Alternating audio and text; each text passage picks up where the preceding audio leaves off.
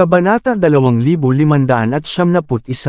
Ibinaba ng mga taong ito ang mga gwardya ni Sharon at Murphy at sinampal sa mukha si Sharon bago umalis. Agad na nakatanggap ng ulat ang pulisya at nagpunta upang suriin ang mga surveillance camera. Sa kasamaang palad, ang paggawa ng maintenance ng camera sa lugar na iyon ay nangyari noong panahong iyon, kaya hindi nila nakuha ang anumang mga pag-record. Walang nakakaalam kung ano ang nangyari pagkatapos. Siyempre, hindi pa rin kilala ang salarin. Si Sharon, na nagsakripisyo ng lahat para makuha ang sirang espada ng head coach, siya ay umiiyak. Umubo daw ito ng dugo bago hinimatay. Agad siyang dinala sa emergency room. Napangisi naman si Harvey dito. Hindi niya alam kung sino ang gagawa ng ganoon sa Hong Kong. Kahit na ang putol na espada ng head coach ay medyo mahal na collectible, hindi ito sulit na labanan ang Empire of the Never-Setting Sun at ang pamilya Evans. Anuman, hindi na mapakali si Harvey na mag-aksaya pa ng oras sa insidente. Pagkatapos kumain, humiga na siya. Nararamdaman naman ni Toby na hindi naligtas ang Three Seasons Hotel dahil pinukaw ni Harvey ang Temple of the Five Virtue. Kaya ginawa niya ang lahat para imbitahan si Harvey pabalik sa Garden Villa ng pamilya Clark. Si Harvey ay hindi rin maaaring tanggihan ang alok, kaya sinundan niya si Toby pabalik sa villa at naghanap ng isang silid sa tabi ng dalampasigan upang makapagpahinga. Kung ikukumpara sa presidential suite, mas komportable ang Garden Villa na ito. Kasama ang maraming manlalaban na nakabantay sa labas, hindi na kailangang mag-alala si Harvey tungkol sa anumang bagay. Harvey, Leslie, umalis ka na dito ngayon din.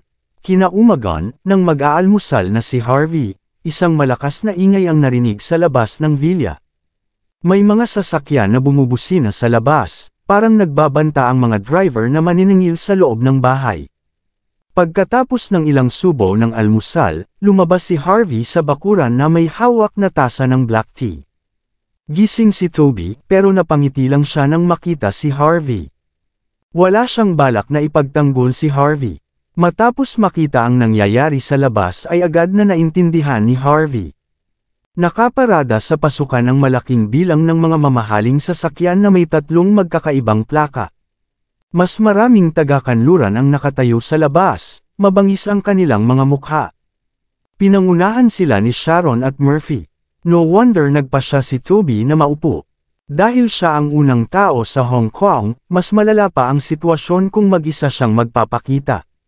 Bukod pa rito, matatag ang paniniwala ni Toby na magiging mas madali para kay Harvey na yurekan ang bastos na hangal na ito sa kanyang pagkawala. Pati sina Sharon at Murphy, Leslie at Edwin ay nasa front door din. Kung hindi dahil nakaharang sina Leslie at Edwin sa daan, ang galit na mga Westerners na ito ay dumiretso na sa Garden Villa ng pamilya Clark. Sa kabila ng pagsisikap ng dalawa, maraming mga gwardya ng pamilya ang binugbog pa rin. Ang ilan ay napahiga sa lupa matapos makatanggap ng masasakit na suntok. Ito ay isang kakila-kilabot na tanawin. Ano ang nangyayari? Sino ang tumama sa mga gwardya? Lumabas si Harvey, kalmado ang mukha na parang tubig. Ginawa ko. Ano ngayon? Si Murphy ay nakasuot ng western na damit. Galit na galit siyang tumingin kay Harvey. Sa wakas ay lumitaw ka. Kasuklam-suklam na tao. Hindi ka nanalo sa auction kagabi, kaya ninakawan mo kami habang nasa biyahe kami. Bastos mong tao, nasaan ang kahihiyan mo? How dare you call yourself head coach? Sa tuwing nakikita ko ang isang tulad mo, kumukulo ang dugo ko para sa bansa H. Hindi ako makapaniwala na ako ay mula sa parehong bansa bilang isang tulad mo. Sinisira mo ang buong bansa. Mas gugustuhin kong sipsipin ang aking dugo na matuyo at gawing western blood para lang matigil ang pakikipag-ugnayan sa iyo. Si Murphy ay nagngangalit ang kanyang mga ngipin. Bilang isang tao mula sa bansa H, ito ay lubos na kahihiyan para sa kanya. Pinandilatan ng isa sa mga taga-kanluran si Harvey, na nag-aapoy ang mga mata sa galit. May sasabihin ako sa iyo, Harvey. Ibigay ngayon ang sirang espada ng head coach. Kung hindi, sisiguraduhin kong mabaril ka. Ako na mismo ang maghahanap ng espada pagkatapos nito. Binigyan ni Sharon si Harvey ng mayabang na tingin. Isuko muna, kayong mga bastard na mamamayan ng bansa H. Kung hindi, isasama ko ang Interpol. Anyway, ito ay isang diplomatikong pagtatalo. Itigil mo na ang pagbibintang kay Harvey. Kumunot ang noo ni Leslie, mainit na pinutol si Sharon. Pagkaalis namin sa Three Seasons Hotel, dumiretso kami sa bahay ng pamilya ko. We never go robbing your stuff, ungol niya. Patuloy na magbulalas ng walang kaparirikan, at ididimande kita ng paninirang puri. Sampal, nang makitang ipinagtanggol ni Leslie si Harvey, sumabog ang galit ni Murphy. Humakbang siya at walang pag-aalinlangan na sinampal ang mukha ni Leslie. You little bitch! How dare you defend your beloved? Wala kang karapatang magsalita dito. I haven't settled things with the Clark family, but you still dare to speak nonsense in front of me. May death wish ka ba? Likas na sinubukan ni Leslie na lumaban, ngunit agad siyang pinigilan ng Western bodyguard, na nasugatan ang kanyang pulso sa proseso. Nang makita ni Harvey ang mga marka ng palad sa mukha ni Leslie, ang kanyang walang pakialam na tingin ay tumulim sa isang mapanganib. Huwag kang maglakas loob na tumawid sa linya, Murphy. Tama si Miss Clark. Kung gusto mong akusahan si Sir York ng anuman, magpakita man lang sa amin ng ilang ebidensya. Humakbang si Edwin sa puntong ito. Likas na magkakilala ang mga tagapagmana ng Hong Kong at Las Vegas. Hindi tama na siraan mo si Sir York ng walang magandang ebidensya. Ungol niya, malamig ang boses niya. Higit pa rito, may mga saksi at ebidensya si Sir York na magpapatunay na wala siyang ginawa sa iyo. At least mas may sense. May iba pang gustong sabihin si Edwin, si Harvey mismo ang head coach. Bakit niya nanakawin ang basurang itinapon niya? May death wish ka ba, Edwin? Tumawa ng nakakaloko si Murphy. Sa tingin mo ikaw ay isang hotshot dahil lamang sa ang unang tao sa Las Vegas ay tumira sa inyong bahay. Hindi namin kailangang sabihin sa amin ni Mendoza, ang Evans kung paano gumawa ng isang bagay. Hindi ka tama. Mayabang na tinuro ni Murphy si Edwin na nag-aapoy sa galit. Aatake na sana si Edwin para gumanti, pero winigiway ni Leslie ang kamay para pigilan siya. Sasabihin ko sa iyo minsan, Murphy, walang ninakaw si Sir York. Kung tutusin, walang halaga sa kanya ang sirang espadang iyon. Iyon ay walang ibig sabihin na si Sharon ay nagpakawala ng malamig na tawa na puno ng panunuya. Sinasabi mo sa akin yan pagkatapos niyang maglabas ng $750 milyong para lang magbidlaban sa akin. Mukhang determinado siyang makuha sa akin ang espada. Tsaka si Harvey lang ang kalaban ko dito. Walang iba, lahat kayo ay mga tanga. Tumigil ka sa kadaldalan. Magsalita ka pa, at kukunin ko ang Interpol na arestuhin ka rin.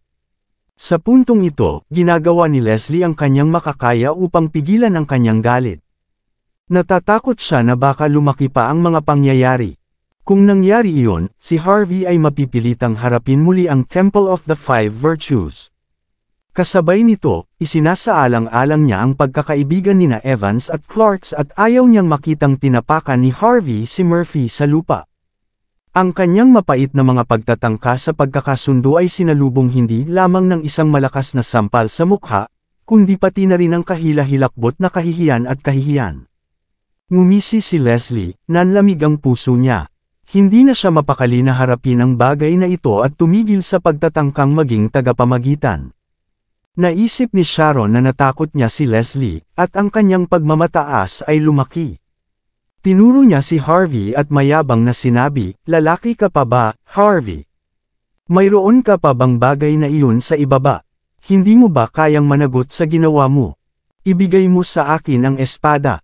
Itigil ang pagpapahiya sa mga tao ng bansa H.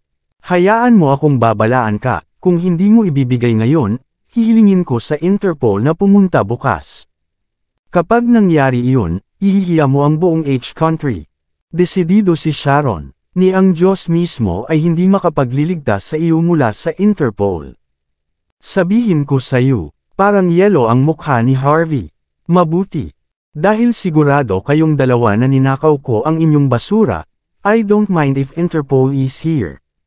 Iimbestigahan namin ang sitwasyon ng paunti-unti, ayon sa gusto mo. Kaya naming gawin ang gusto mo. Kung makakahanap ka ng ebidensya na ninakawan kita, bibigyan kita ng 1 bilyon at puputulan ang 2 kamay ko bilang kabayaran. Pero kung hindi mo kaya, sa halip ay hahawakan ko ang iyong mga kamay. Well, matapang ka ba? Kung tatanggapin mo ang mga kondisyon ko, papapuntahin ko sila ngayon. Kinuha ni Harvey ang kanyang telepono at nag-dial ng international number sa harap mismo ng mga mata nina Sharon at Murphy. Pagkatapos, pinindot niya agad ang speaker button. Beep, beep, beep. Namilog ang mga mata nina Sharon at Murphy sa gulat at namumuo ang malamig na pawis sa kanilang likuran nang makita nila ang numero ng telepono na tinawagan ni Harvey. Ang numerong iyon ay walang iba kundi ang contact number ng Interpol. Ang iba pang mga kanluranin ay lubos na nabigla. Hindi nila inasahan na si Harvey ang obligado at tatawag sa Interpol mismo. Biglang nakaramdam ng panganib si Murphy. Nang makitang si Harvey mismo ang nagdidial sa numero, na puno ng kumpiyansa, nawala ang kumpiyansa ni Murphy. Galit siyang sumulong at mabilis na ibinaba ang telepono ni Harvey, malamig siyang tumawa. Gago ka, bakit ikaw ang tatawag? Sino ka sa tingin mo? Wala kang karapatang lumaban sa amin. Mahalaga kaming tao. Natauhan din si Sharon at nakisabay sa pagtawa, mataas at malakas ang tono. Ako ay bahagi ng maharlikang pamilya ng Empire of the Sun that never sets. Kung sasabihin kong ninakaw mo ang mga gamit ko, ginawa mo. Wala kang karapatang ipagtanggol ang katotohanan iyon. Napabuntong hininga si Harvey. So sinasabi niyo na hindi ako magsasalita ng dahilan. Malamig na tanong niya. Pinag-uusapan ang mga dahilan. Binigyan siya ni Murphy ng masamang tingin. Wala kang karapatan dyan. Hayaan mo akong sabihin sa iyo. Kung sinabi ni Miss Pearl na ginawa mo, ginawa mo.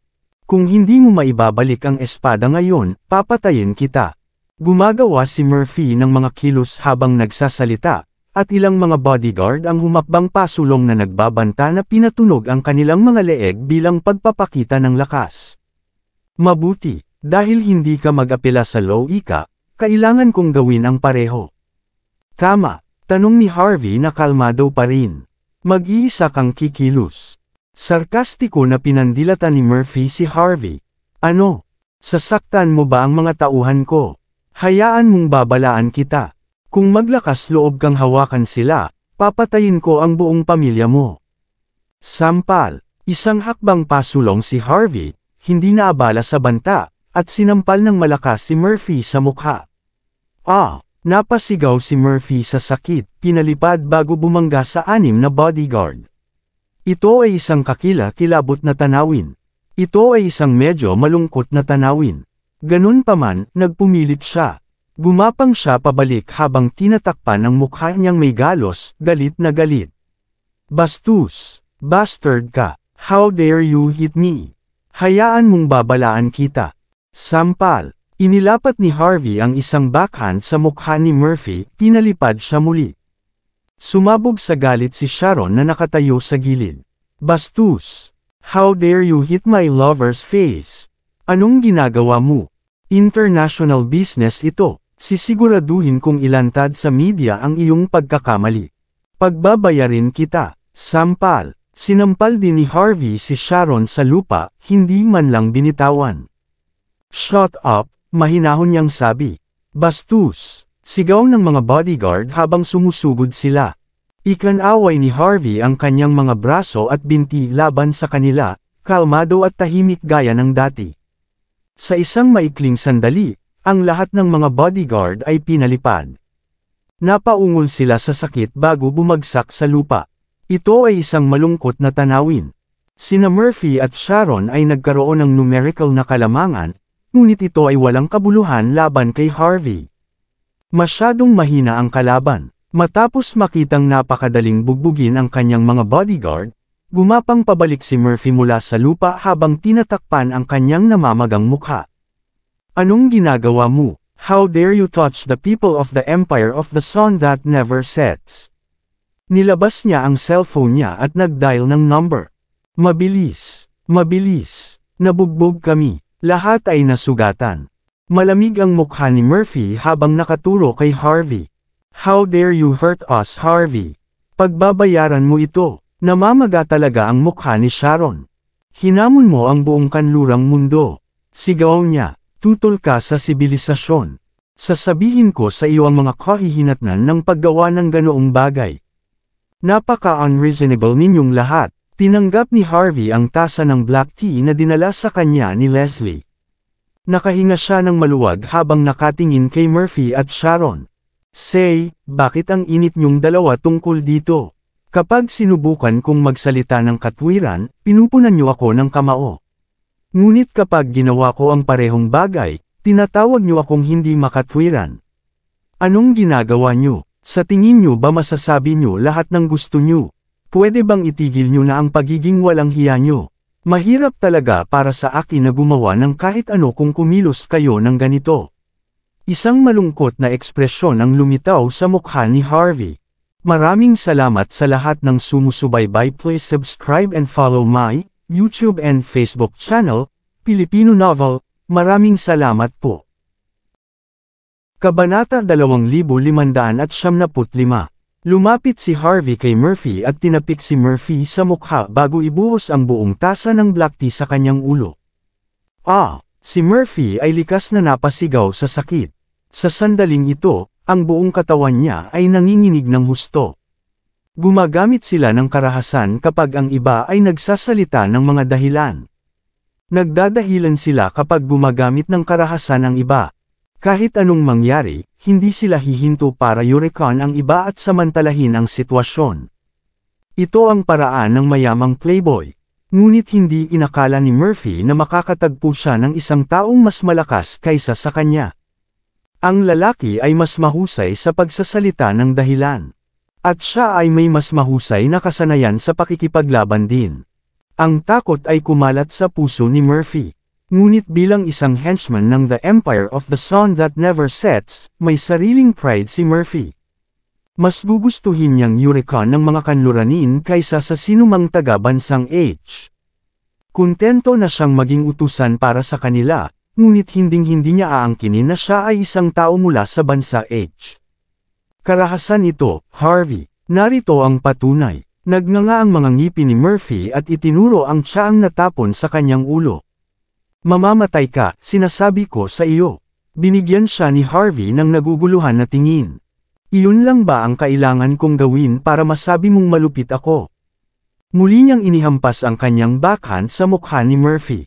Sampal. Kung ganoon ano ito? Sampal. Mabuti rin ito, tama.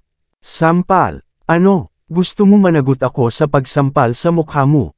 Sampal. Bilang isang lalaki mula sa bansa H, wala akong pakialam kung walang kahihiyang kumapit ka sa mga tao mula sa Empire of the Sun That Never Sets.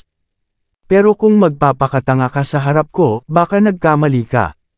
Sampal. Kaming mga tao ng bansa H ay nakipaglaban sa loob ng maraming taon, hanggang sa punto kung saan kami ay nasa tuktok na ng mundo. Hindi lang hindi ka proud, nahihiya ka pa sa sarili mong bansa. Kung hindi ka kontento, umalis ka na lang.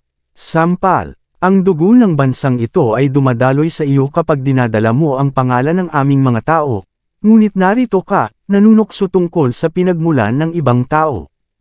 Kung ganoon ka kainteresado sa ibang mga bansa, umalis ka na dito ngayon din. Gusto kong makita kung ang isang hamak na tulad mo ay makakaligtas pagkatapos mawala ang proteksyon ng bansa. Nang sa wakas ay natapos na ang pagsasalita ni Harvey, pinalipad niya si Murphy gamit ang isang sipa. Napahawak si Murphy sa sugat niya sa tiyan, humahagulgol sa sakit. Mamamatay ka, Harvey. Mayroon akong green card para sa Empire of the Never Setting Sun. Magbabayad kayo ng Country H sa pagtrato sa akin ng ganito. Galit na sigaw niya, ayaw pang umatras. Ang Empire of the Sun That Never Sets ay susunod sa iyo. Bang! Bilang tugon sa walang humpay na pagtahol ni Murphy, humakbang pasulong si Harvey at sinipa si Murphy ng isang beses. Bumulwak ang dugo mula sa bibig ni Murphy at bumagsak siya sa lupa, nanginginig sa sakit, pagod na hindi na siya makagapang pabalik. Halika na, ipakita mo sa akin kung paano ako babayaran ng iyong amo. Balak mo ba akong kasuhan sa International Court of Justice? O pupunahin mo ba ako sa media? Maghihintay ako, bastos ka. Patay ka na, Harvey. Labis na nalungkot si Sharon nang makita si Murphy sa ganoong kalungkot na kalagayan. Si Murphy ang aking kasintahan, at ako ay isang maharlika mula sa The Empire of the Sun That Never Sets. Siya ay sumigaw sa tuktok ng kanyang mga baga. Ang mga tao mula sa itaas na pangkat ng lipunan ng Hong Kong ay dating mga aso sa aking bansa. Kung sasalungat ka sa akin, lalaban ka sa buong upper social circle. Maghintay lang. Si Sharon ay namumula sa galit. Hindi niya matanggap na isang ordinaryong tao mula sa country age ang kumilos ng ganito sa harap niya. Ang buong upper social circle dito ay ang iyong aso na sinasabi mo. Gaano nakakatakot. Tinulak ni Harvey ang sarili gamit ang kanyang hinlalaki. Tawagan mo ang isa sa kanila dito. Tingnan mo kung matatakot mo ako. Kung hindi sapat ang isa, tumawag pa ng ilan. Kunin mo lahat ng iniisip mong matatakot ako dito. Lumakad pa sulong si Harvey at sinampal ng malakas si Sharon, na nagpabagsak sa kanya sa lupa. Nakikitungo ako sa hindi bababa sa 10 tao na tulad nila bawat buwan. Tawagan mo sila dito ngayon din. Haharapin ko sila ngayon. Huwag mong sayangin ang oras ko. Nanginginig si Sharon sa lupa, natatakpan ang lalong namamagang mukha niya. Nangako siyang papatayin niya si Harvey sa araw na iyon kahit anong mangyari. Kung hindi, maaawa siya sa sarili niya. Saktong pagkahagis ni Harvey ng telepono kay Sharon ay narinig na ang tunog ng pagliko ng mga sasakyan. Maraming Toyota Prados ang lumitaw mula sa malayo at nakaparada ng maayos sa harap ng hardin ng villa. Ilang nakadamit na lalaki ang lumabas sa sasakyan, ang kanilang mga mukha ay nanunuya. Nang makita ang mga taong ito, bahagyang nagbago ang mga ekspresyon ni Edwin at Leslie. Nakilala nila ang bagong dating na ito.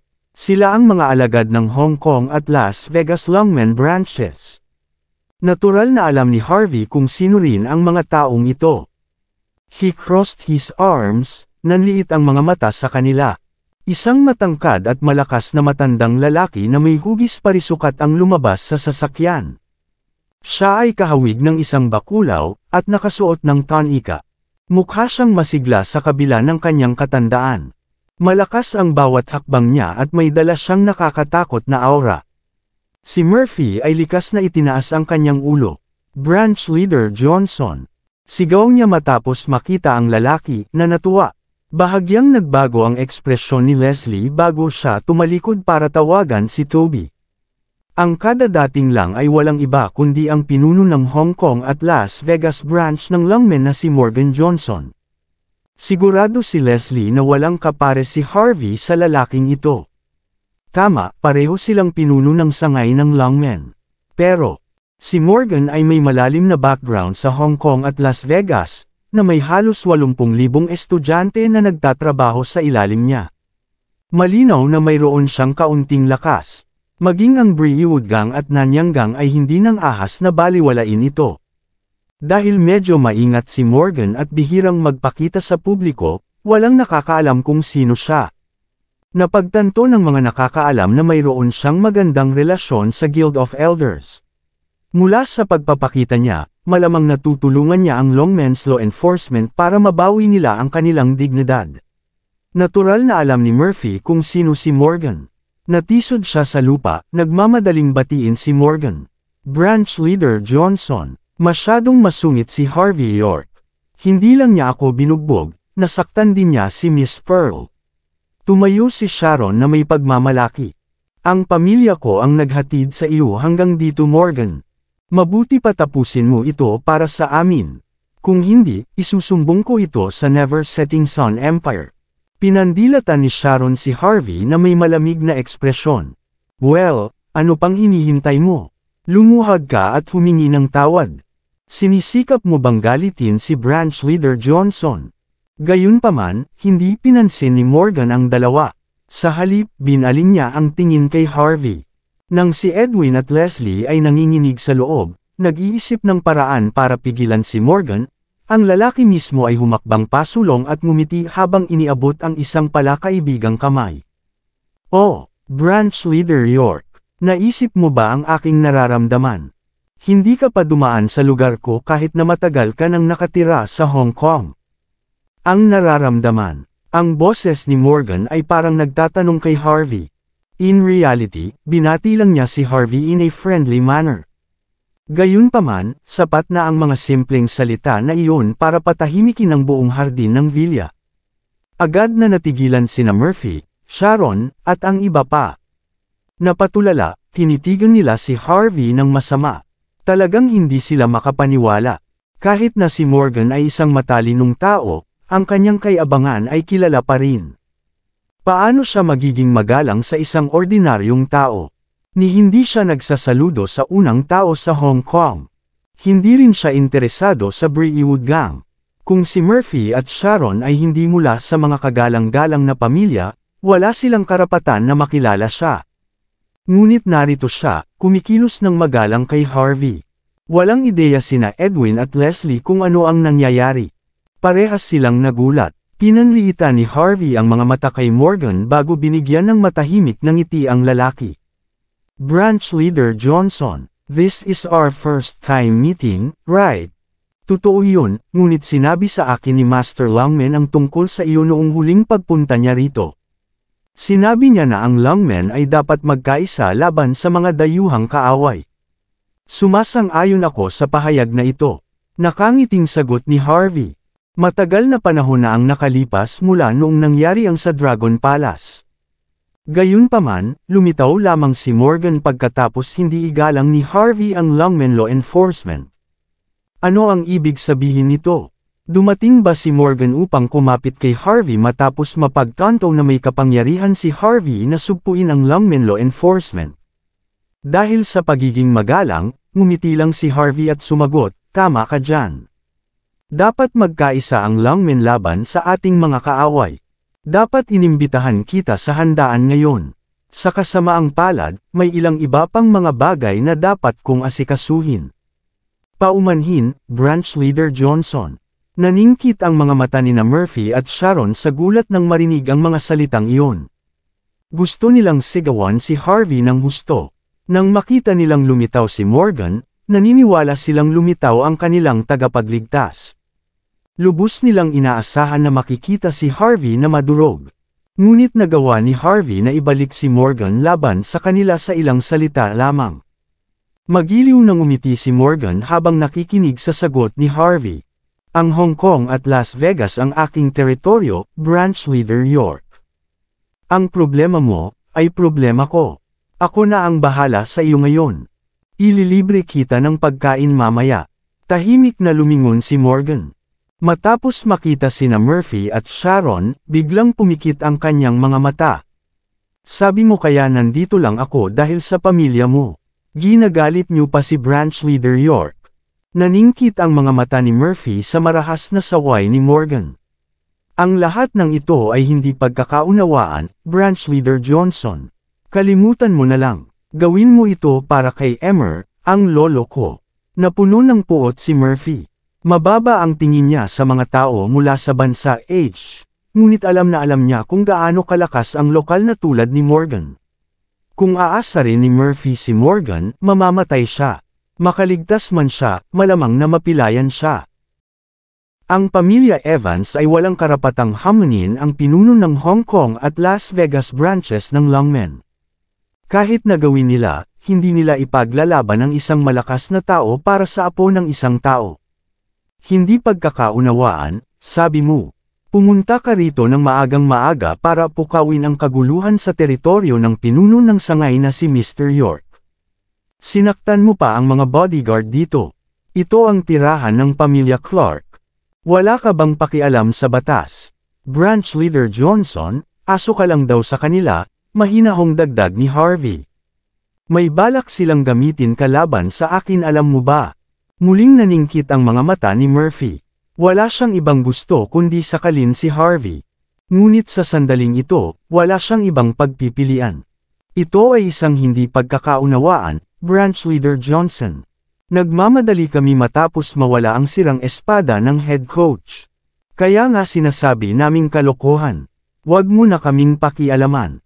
Kami, sampal. Sinampal ni Morgan si Murphy sa lupa, hindi nag-abala na hintayin si Murphy na matapos.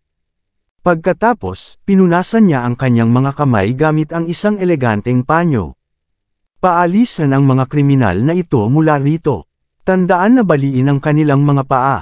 Walang pakialam si Morgan sa paghingi ng tawad ni Murphy. Alam niyang walang kwenta yun para sa isang walang awa na lalaki tulad ni Harvey. Pagkatapos ng lahat, si Harvey ay isang taong iginagalang ng pinuno ng lungmen. Ramdam ni Morgan na si Harvey ay tinatrato bilang kahalili ng lungmen. Kung iyon ang kaso, hindi tutol si Morgan na tulungan si Harvey. Imposible para sa kanya na sumalungat sa lungmen law enforcement. Ngunit ito ay magiging isang malaking bargain para sa kanya na tumapak sa isang grupo ng mga tao na wala para kay Harvey. Sa utos ni Morgan, ilang matatangkad at malalakas na disipulo ng lungmen ang lumakad, handang kaladkarin si Murphy palayo. Wala kang karapatang saktan siya, Morgan. Pumunta si Sharon sa harap ni Murphy at agad na ipinakita sa kanya ang kanyang green card. Mga barbaro kayo, tignan mo ito, isa siya sa amin. Kung hinawakan mo ito, lalabanan mo ako kasama ng The Empire of the Sun That Never Sets. Sampal. Diretsyong sinampal ni Morgan si Sharon pagkatapos niyang magsalita. Baliin niyo rin ang kanyang mga paa. Utos niya. Tama. Sabi niya aso niya lang ako, di ba? Dahil mayabang kang nagsasalita dito, putulin niyo na rin ang dila niya. Makalipas ang ilang sandali, ilang ambulansya ang dumating sa Garden Villa at dinala sina Murphy at Sharon. Ang mga taong ito ay malamang na manatili sa ospital nang hindi bababa sa kalahating taon. Walang nakakaalam kung kailan sila makakalabas. Tumawag si Edwin ng ilang tao mula sa pamilya Clark para linisin ang entrance ng Villa Garden. Dumating din si Yona sa lokasyon kasama ang ilang miyembro ng Dragon Palace upang protektahan ang pamilya Clark. Sa paghusga sa kanyang mga salita, kung sino man ang kumilos ng walang ingat, sila ay lalaban sa Dragon Palace. Magkakaroon ng matinding kahihinatnan para sa galit ng Dragon Palace. Pagkatapos na si Harvey ay tapos na sa kanyang negosyo dito, hindi siya nag-aksaya ng oras at sumakay sa kotse ni Morgan upang kumain kasama si Morgan. Dahil ganito ang pagiging magalang ni Morgan, hindi nararapat kung hindi suklian ni Harvey ang mga damdaming iyon. Habang si Harvey ay patungo sa salo-salo kasama si Morgan, isang hindi mahahalata na Toyota Alphard sa isang nakatagong lokasyon ang mabagal na gumalaw. Sa loob ng sasakyan, nakasilip si Caitlin sa convoy sa hindi kalayuan. Bakas sa mukha niya ang nakakatakot na ekspresyon. Nabigo na naman ang iyong plano, young Master York. Paanong napakaswerte nitong bastard na ito? Na-provoke na niya itong maraming tao. Pinahiya pa nga niya ang babae, pero buo pa rin siya. Maging si Murphy at ang prinsesa ng Never Setting Sun Kingdom ay binugbog. Si Morgan ay hindi nagpapakita ng anumang paggalang kay Murphy. Anong nangyayari dito? Ano ang sinusubukang gawin ni Morgan? Mukhang nairita si Caitlin Parson. Maraming inihanda si Vince York para sa pagkakataong ito. Ang layunin ay simple, upang durugan si Harvey York hanggang mamatay ng isang beses. Agad umanong dinala ni Morgan Johnson ang kanyang mga tauhan matapos makatanggap ng mga mensahe mula kay Emer Evans. Kaya naman sinadya ni na Caitlin at Vince na panoorin ang saya. Gayunpaman, ang eksenang nakita nila ay hindi tulad ng kanilang inakala. Si Morgan, na laging mayabang at matigas ang ulo, ay hindi nanindigan para kay Murphy Evans, ngunit magalang niyang inanyayahan si Harvey para kumain. Anong nangyayari? Caitlin, maraming beses ko nang sinabi sa iyo na kailangan mong huminahon sa tuwing magkakaroon ka ng malaking problema. Bakit ka ba kinakabahan? Si Vince ay mukhang walang pakialam, na para bang kontrolado niya ang lahat. May balita ako, noong dating lumabas si Mr. Bauer sa sangay ng Dragon Palace, kinampihan niya si Harvey, at alam ito ni Morgan. Si Morgan ay isang tusong matandang lalaki. Hindi siya madaling papanig. Ang pag-imbite kay Harvey para sa isang pagkain ay malamang na makita kung gaano siya kalakas at malaman ang higit pa tungkol sa kanya. Sa sandaling makumpirma niya na si Harvey ay nabubuhay lamang sa ibang mga tao, nag-aalala ako kung gaano siya kagalang-galang ngayon, kung gaano siya magiging masama. At saka, may isang sinabi si Sharon Pearl na totoo. Ang mga Johnson ay talagang bumangon sa nakaraan sa tulong ng maharlikang pamilya mula sa Empire of the Sun that never sets. Kung matukoy ni Morgan na si Harvey ay hindi kahalili ni Mr. Bauer, natatakot ako na sasalakayin niya at papatayin si Harvey noon at doon. Para ipaliwanag sa Never Setting Sun Empire sa isang banda at sa Lungmen Law Enforcement sa kabilang banda. And lastly, makakapagbigay din siya ng explanation sa Evans, Yorks of Hong Kong and Las Vegas. Magandang ideya, mukhang sigurado si Vince. Nakahinga ng maluwag si Caitlin at mahinang sinabi, Young Master York, sigurado ka ba na hindi si Harvey ang kapalit na pinili ni Master Bauer?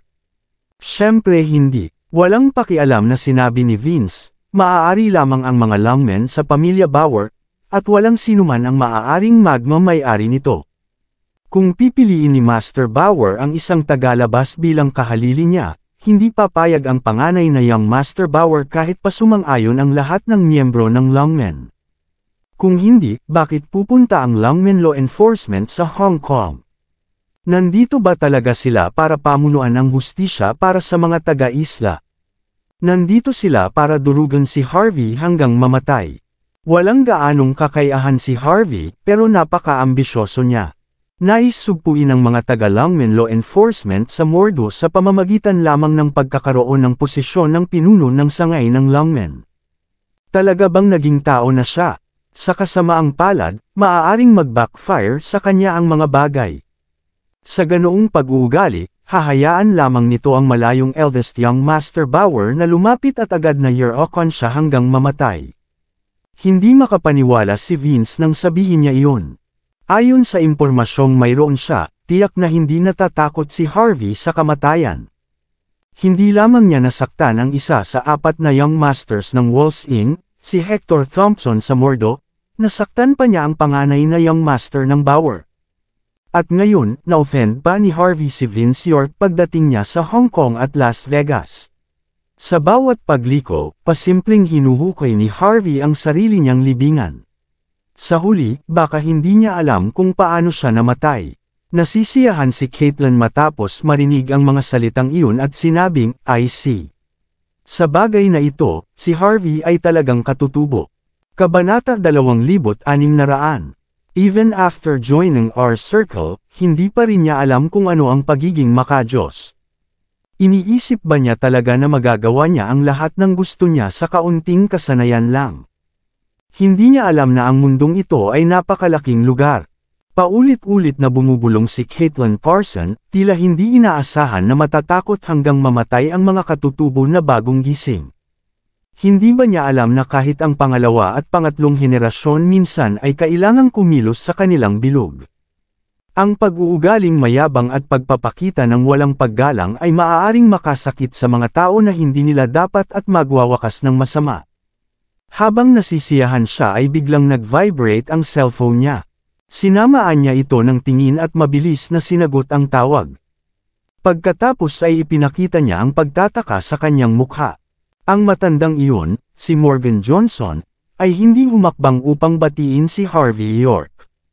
Sa halip, naghanap siya ng dahilan para umalis pagkatapos dalhin si Harvey sa Emerald House. Hinayaan pa niyang samahan siya ni Irene Johnson. Balak niyang ibenta ang apo niya. Pwede kayang kaibiganin ni Morgan si Harvey. Mukhang nag-aalala si Caitlin habang sinasabi ito. Kung may koneksyon si Morgan kay Harvey, magiging mas lalaki ang kapangyarihan ni Harvey sa Hong Kong at Las Vegas. Ito ay tiyak na hindi magandang bagay para kay Vince York. Irene Johnson. Pagkaraan ng ilang sandali, bahagyang ipinikit ni Vince ang kanyang mga mata at walang pakialam na sinabi, dahil ganoon ang iniisip ni Morgan, dapat nating turuan siya ng leksyon at ipaalam sa kanya na hindi madaling umatras sa aking tabi. Kung tutuusin, ang dalawang lungsod, ang Hong Kong at Las Vegas ay teritoryo ng Yorks ng Hong Kong at Las Vegas. Walang sino man ang maaaring kumilos ng marahas sa teritoryong ito. Kahit na si Harvey. Umupo si Harvey sa prime seat sa Emerald House, sa Hong Kong, mukhang walang magawa. May isang batang babae na nakaupo sa tapat niya na mukhang nasa 20s pa lang, nakangiti. Gayunpaman, ang kanyang katawan ay balingkinitan, at siya ay may magandang mukha. Si Morgan naman, may kailangan siyang ayusin kaya umalis na siya pagkaupo niya. Samantala, tanging sina Harvey at Irene lang ang natitira doon, nakatingin sa isa't isa. Ito ay isang blind date. Naintindihan agad ni Harvey ang ibig sabihin ni Morgan matapos makita ang babaeng nasa tapat niya na binigyan siya ng kakaibang tingin. Gusto niyang ipakilala sa kanya ang pinakamamahal niyang apo. Medyo nawala ng magawa si Harvey sa puntong ito. Wala siyang problema sa pagdalo sa mga pagkain, kahit na hindi niya nagustuhan ang biglaang pag-aayos ng wala saan. Tumayo si Irene matapos makita ang kakaibang ekspresyon ni Harvey. Binuhusan niya ito ng isang tasa ng tsaa at sinabing, "Young Master York, may iba pang apurahang bagay na gagawin ang lolo ko. Sana hindi mo siya sisihin. Gagamutin kita ngayon. Maaari kang mag-order ng kahit anong gusto mo sa Emerald House. Babayaran ko ito." Ngumiti si Harvey at sinabing, "Hindi ko alam kung ano ang masarap dito. Maaari mo akong e-order na lang, Miss Johnson." Saglit na nag-isip si Irene at sinabing, "Aba, ang boring naman kung tayong dalawa lang ang kakain. Paano ito? Hihilingin ko sa ilang mga kaibigan ko na pumunta at samahan ka. Gagawin ko ang karangalan sa ngalan mo, mula sa aking lolo." Hindi tinanggihan ni Harvey ang ideya matapos marinig ang mga salita ni Irene. Sa halip, tumanggo siya. Kaagad, tinawagan ni Irene ang ilan sa kanyang mga matalik na kaibigan at ilang kaibigang magkasintahan. Nang malaman ng matalik niyang kaibigan na blind date sina Harvey at Irene, nagsimula silang magkwentuhan, tila napaka-curious kay Harvey. Ito ay dahil si Irene ay tulad ng isang prinsesa sa kanilang maliit na bilog, at lahat ng mga lalaki ay sumusunod sa kanya. Gayunpaman, biglang lumitaw ang isang lalaki bilang blind date ni Irene. Sure enough, magiging curious ang mga kaibigan niya sa kanya. Tungkol naman sa mga lalaking iyon, lahat sila ay tumingin kay Harvey na may kakaibang mga mata, tila labis na nalungkot dito.